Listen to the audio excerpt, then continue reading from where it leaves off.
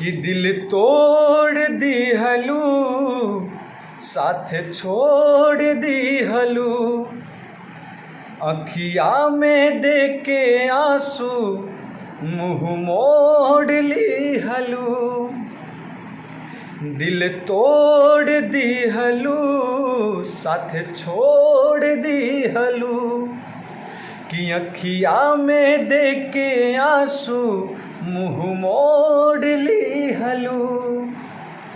कि देख दगा तू ठुकरैलू बदनाम कैलू प्यार।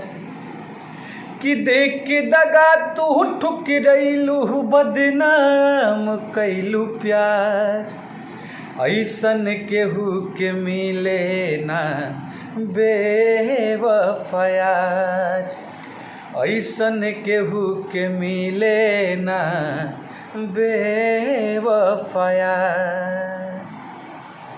नमस्ते प्रणाम सभी भोजपुरिया जहान के, हिंदुस्तान के, अपन प्रकाश रंजन के बारंबार प्रणाम बा।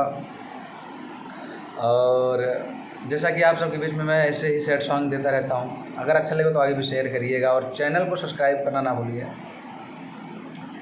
जाए के ता चलिए गईलू, अब सतावल छोड़ दा, अब सतावल छोड़ दा।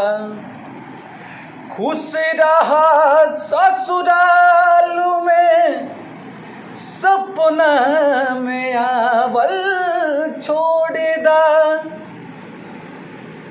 जाए के ता चलिए गईलू,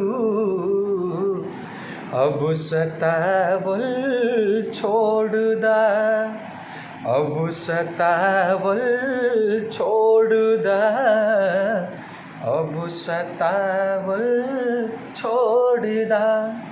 धन्यवाद। प्रकाश रंजन ऑफिशियल को सब्सक्राइब करना ना भूलिए और आगे भी शेयर करिए। ऐसे ही प्यार बनाए रखिए। Love you.